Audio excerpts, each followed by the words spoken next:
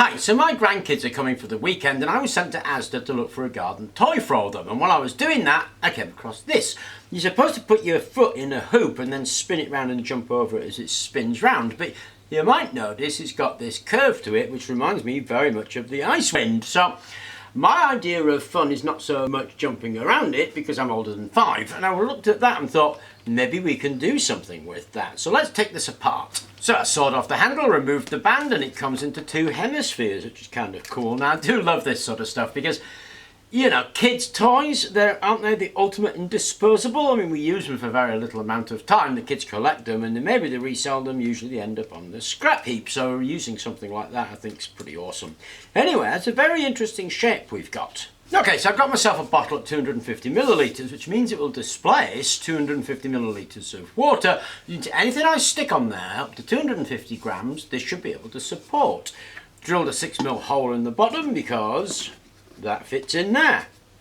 So I put that in there, glue it on, screw it on there, and glue that on there, and we have the basics of our rotor.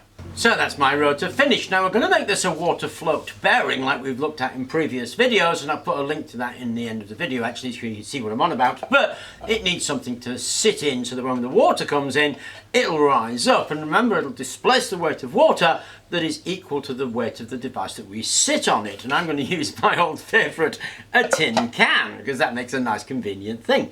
We obviously need a framework around it, and for the framework I've got 4 dowels at 38 centimetres and a couple of squares of timber at 21 centimetres each, and we just pop the dowels in there.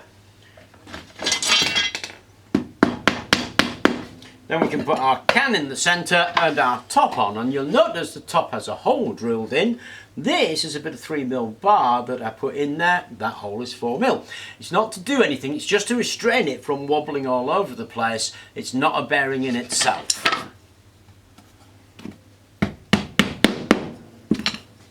Okay, that's it together. If we add some water in there, of course the whole thing's going to rise up because of the displacement.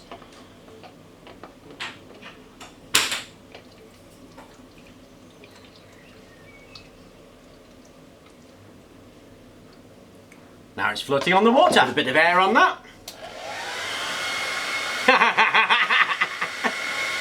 Isn't that cool, eh? That actually works a treat. Look how long it keeps running for. That's because this bearing we made, remember, is a very low friction bearing, but obviously all you'd need to do here is glue some magnets onto the edge, add a coil, you've got a generator. This bit here, stick a propeller or something, and you've got an air motor that's actually suitable for the competition that we're running, because remember, that competition has still got about, I think it's 2 or 3 weeks to run, but it's to create a motor, and that would be a suitable entry. But it is a kid's toy. We're heading into the bin, bit of tin, floating bearing, and we've got ourselves a generator or a motor, no problem at all. I actually think it's awesome.